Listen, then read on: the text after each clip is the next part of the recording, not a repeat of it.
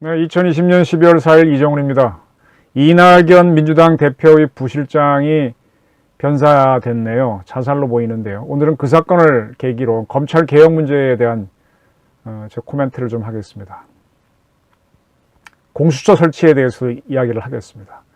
제목은 검찰 개혁의 빌미가 되는 자살, 이겁니다. 그리고 부제하는 좌파의 맹랑한 공수처 사용법입니다. 좀 제목이 특이한가요? 저 개인적인 경험을 말씀드리면은 저는 제 기억이 조금 오래돼서 왔다 갔다 하는데, 김대중 정부 말기 내지는 노무현 정부 때 민주당 관계자들 플러스 경찰대학을 나온 경찰의 엘리트들하고 검경 수사권 문제에 대한 스타디를 상당히 오래 했었어요. 그때는 저도 검찰을 개혁해야 된다고 봤었는데, 그때 한참 공부를 하고 나온 결론이, 이게 쉽지 않구나, 경찰을 더 발전시키지 않으면 어렵구나라는 그런 발견을 한 적이 있습니다. 그때 뭐 저만 그런 발견을 한 게 아니라 민주당 관계자들도 결론적으로 이제 뭐 자치경찰이니 뭐니 이런 것들은 다 시대에 뒤떨어진 이야기다라는 걸 서로 발견했는데, 그래서 그게 이제 이렇게 경찰을 좀 바꿔보려고 한 게 유야무야 됐죠. 근데 그런 것들이 세월이 지나서 한참 건너뛰어갖고 몇 개 정권 건너뛰어서 지금 다시 부활해서 돌아다니는 겁니다. 지금 이걸 주장하는 친구들은 한 15, 16년 전쯤에 저와 몇몇 사람들이 했다는 걸 모르겠죠. 근데 가만히 보고 있으면 상당히 우스워요. 했던 얘기 그대로 반복하고 있고 핵심을 놓치고 있고 자기 죄를 은폐하려고 하는 게 있구나, 개혁 방향이 뭔지도 모르는구나 하는 게 좀 발견됩니다. 하나하나 설명을 드리겠습니다.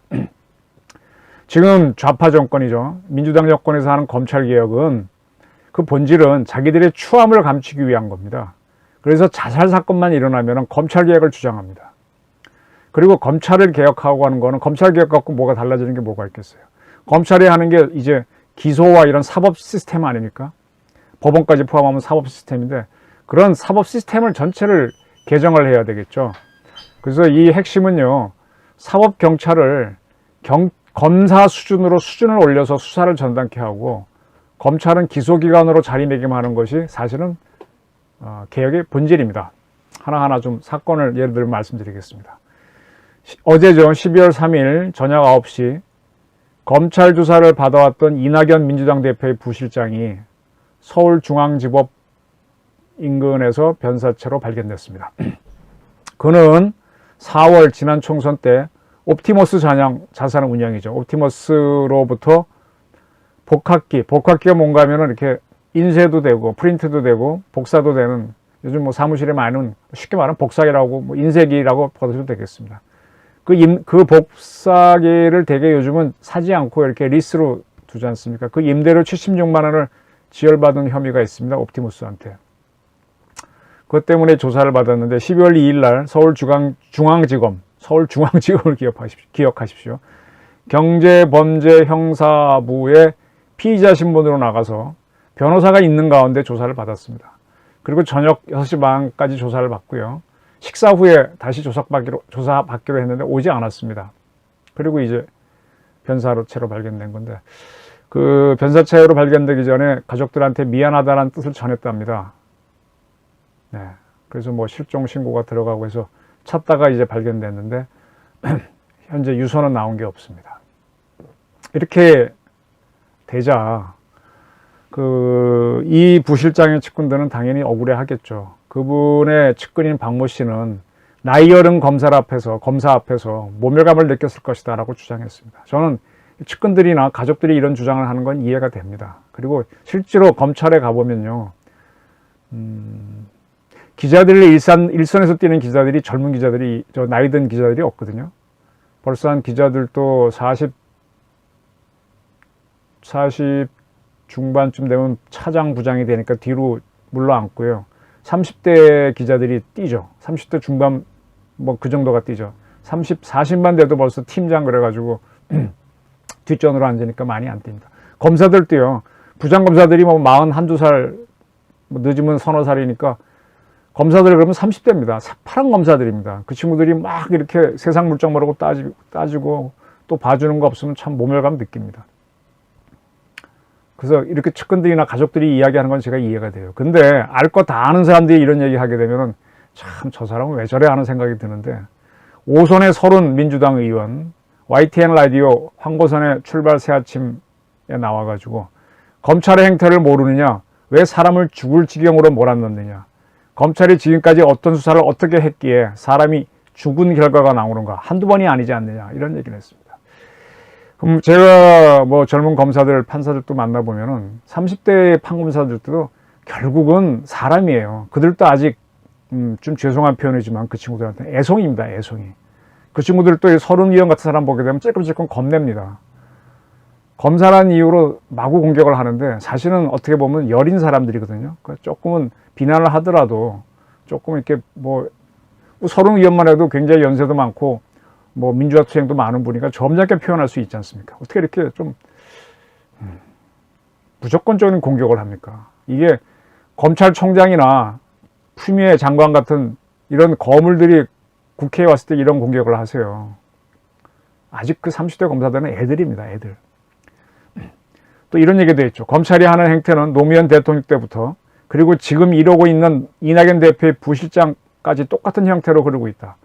이런 비난은 장관을 상대로 할 때 하는 거죠. 검찰이 참으로 잔인하고 지나치게 이 상황을 파헤치고 있다. 검찰의 행태는 하나도 바뀌지 않았다.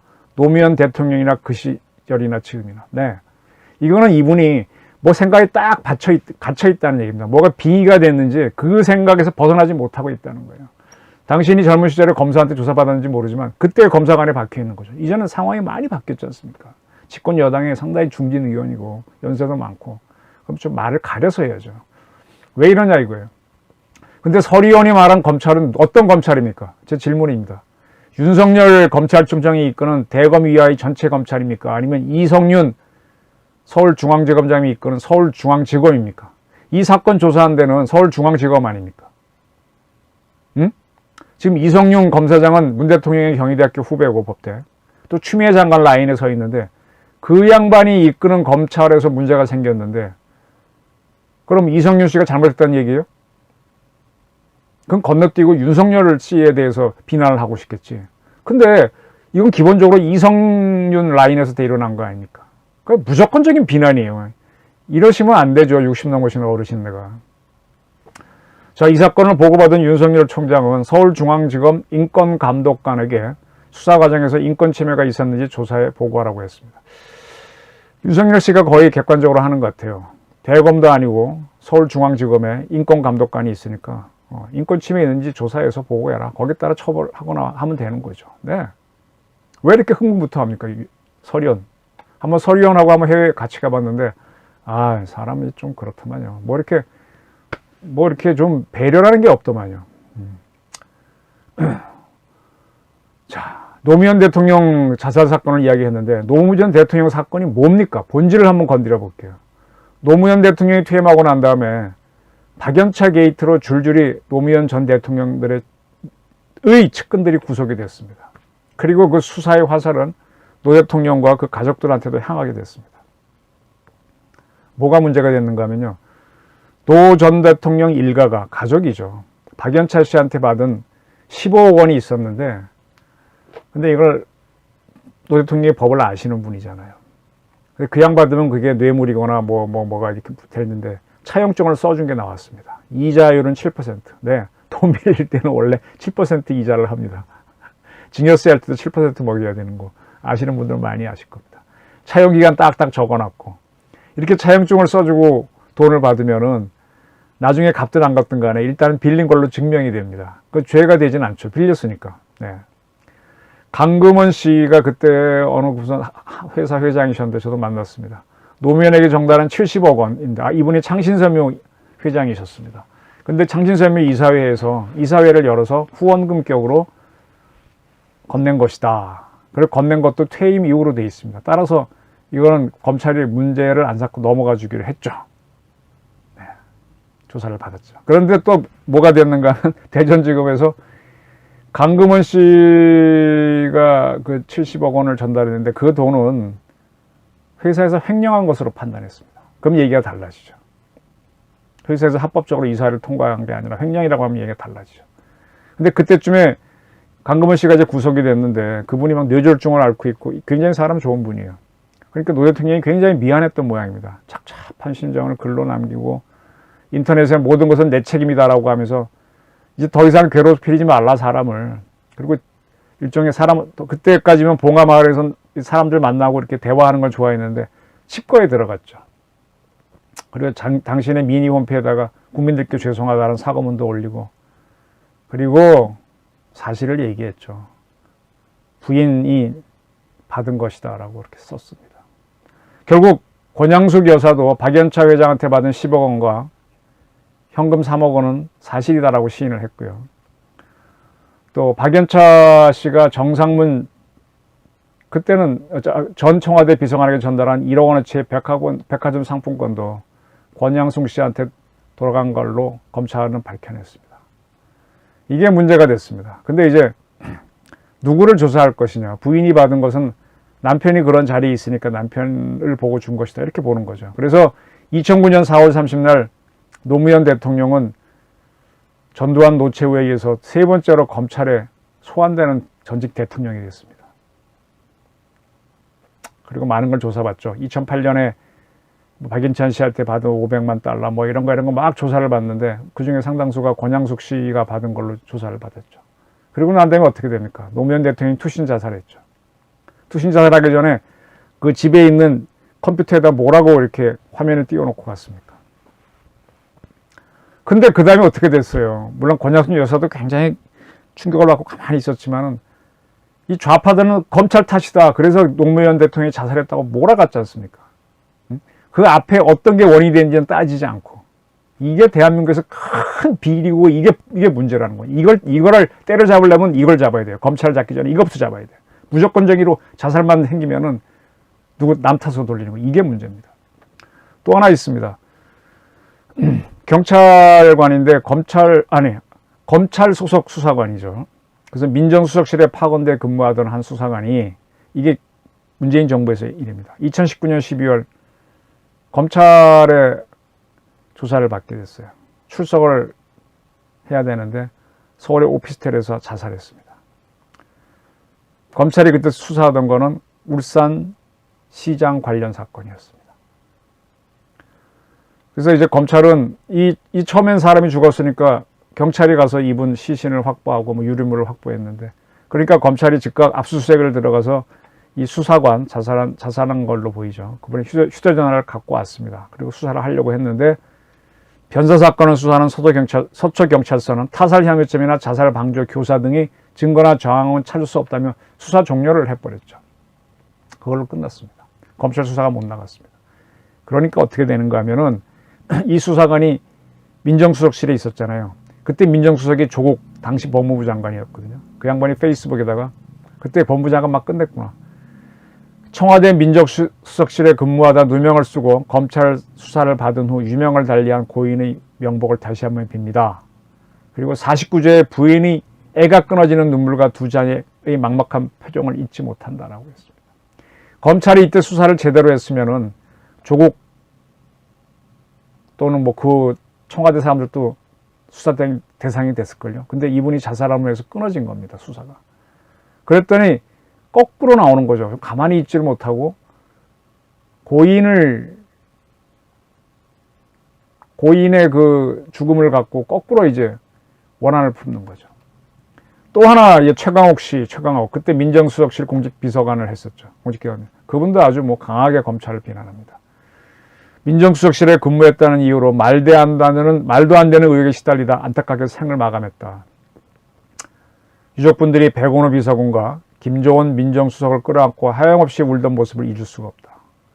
누명을 쓰고 안타깝게 세상을 등졌는데 사람들은 그를 잊으려 하고 사건은 특정 집단이 나쁜 의도에 따라 계속 엉뚱한 방향으로 흘러가고 있다. 나쁜 집단이 어디입니까? 검찰이잖아요. 이렇게 검찰을 욕하는 쪽으로 씁니다. 제가 어디에 있던 이 문제는 그대로 그냥 넘길 수 없다. 이분이 그래서 검경 수사권 개혁, 검찰 개혁과 뭐 이런 책을 낼 정도로 이 검찰에 대해서 손을 대고 싶어 하죠. 그 의도가 너무 의심스러웠다는 겁니다. 무고한 고인을 사망으로 이끈 검찰 수사에 대한 감찰을 요구한다. 뭐 등등. 법무부와 검찰은 진상을 밝히고 책임자를 징계해야 된다. 이렇게 쭉 했습니다. 이런 원리가 딱 나왔. 이거는요, 이게 추미애 장관이 되고 그 다음에 대검찰청의 검찰총장이 자기 사람이 되면 이런 얘기 안 할 겁니다. 또 이런 일이 있었죠.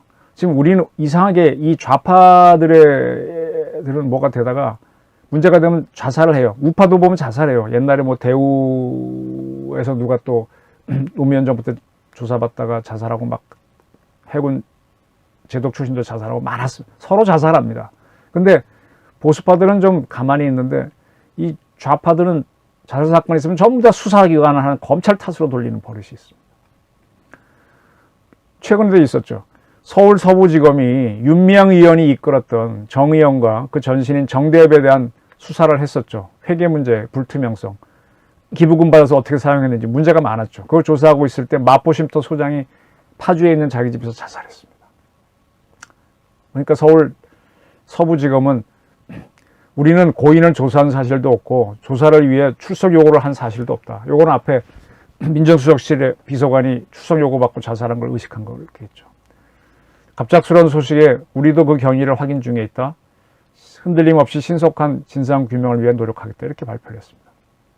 근데 그 자살한 분의 지인들에 따르면은 최근 검찰의 압수수색으로 힘들다는 얘기를 소장이 여러 차례 했다라고 했습니다. 이렇게 되니까 이 소장의 자살 이후 윤미향 씨와 정의연에 대한 수사는 좀 탄력이 죽었죠. 좌파들도 굉장히 비난을 했고요.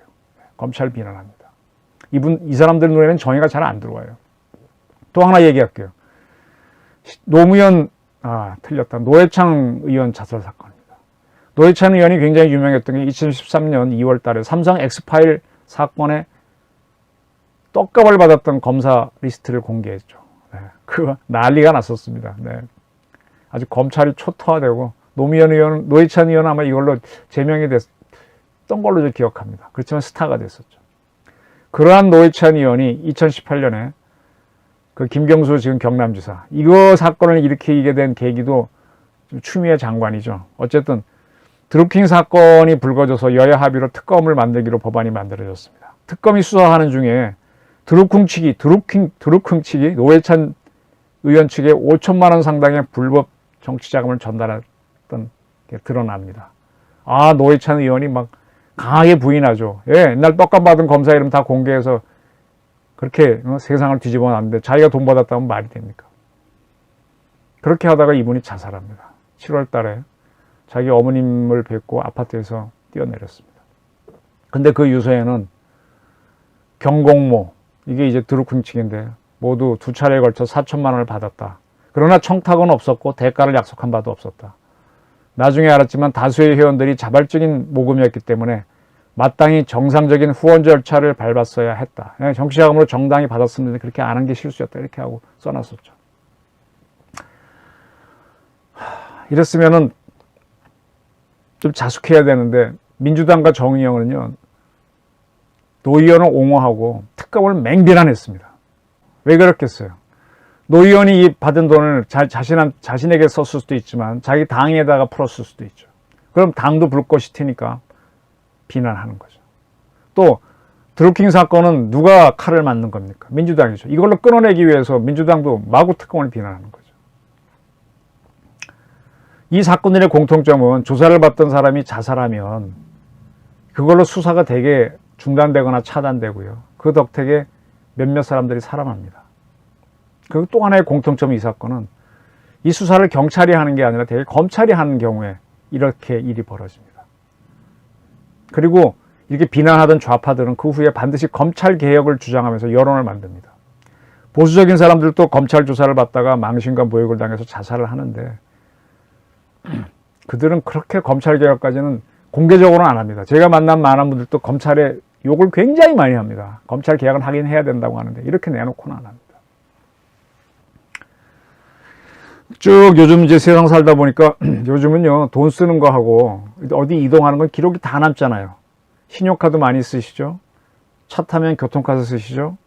핸드폰 이거 위치 다 발신되죠? 행동 다 드러나잖아요. 돈 쓰는 거 그러니까 요즘 5만원권이 시가 말랐다는 거는 현금 쌓아놓고 사는 사람이 있다는 뜻이죠. 은행에 돈 넣어놓고 있으면 돈 다 추적되잖아요.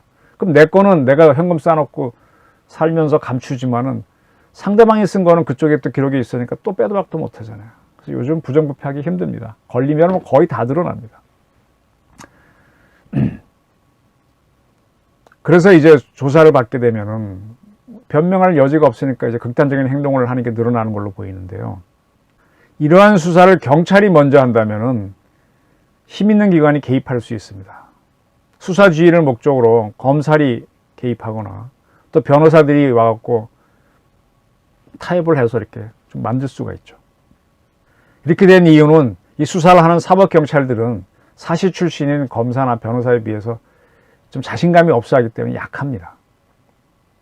따라서 이제 이런 부정부패 사건이 일어나게 되면 또 여론은요, 또 이상하게 강하게 나갑니다. 검찰이 직접 수사를 해서 반드시 유죄를 줘라 하는 쪽으로 몰고 갑니다.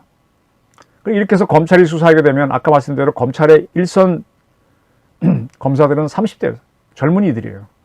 뭐 거기에 이제 수사관들이 붙어 있는데 7급 수사관들이 있는데 그 친구들도 나이가 많으면 불편하니까 대개 30대 비슷한 나이 또래입니다. 그 의욕적으로 수사하면서 강압 수사를 하게 되죠. 뭐 고문은 안 하겠지만 이 똑똑한 사람들이 망신을 주면 더 독하잖아요. 기도 세고. 이때의 검사들은 제가 보기에는 30대 기자들이 저는 상당히 강하다고 보는데 뭐 요즘은 많이 약해졌지만 특정 의혹이 있는 기자들이 참 대단하거든요. 공명심이 굉장히 강합니다. 저도 그런 시절을 겪었고요. 그 공명심으로 따지면 젊은 검사도 못지않아요. 그래서 무리한 수사를 합니다. 물론 개 중에는 상부의 지시를 따라서 더 열심히 하는 검사도 있고 상부의 지시를 따라서 봐주는 검사도 있지만 대개 출세지향적이기 때문에 조금 공격적으로 합니다. 그래서 상당히 조사받은 사람들은 모멸감과 낭패감에 빠져서 극단적인 행동을 할 수 있습니다. 그래서 극단적인 행동을 하게 되면 보수파였던 사람들은 억울해하면서 검찰 비난하지만 공개적으로 행동은 안 하는데 좌파들은 그 후에 자기들의 항상 깨끗해야 되잖아요. 그 비리가 드러날까 봐 그런지 막 검찰을 비난하고 검찰 개혁한다고 떠듭니다. 그 연장선에서 나오는 게 공수처를 만들어라 이겁니다. 공수처를 진짜 원해서가 아니라 검찰을 비난하기 위해서 공수처 신설을 내놓은 겁니다. 이건 처음에 이해창 씨가 대통령 선거로 나왔을 때 98년인가 던졌던 거예요.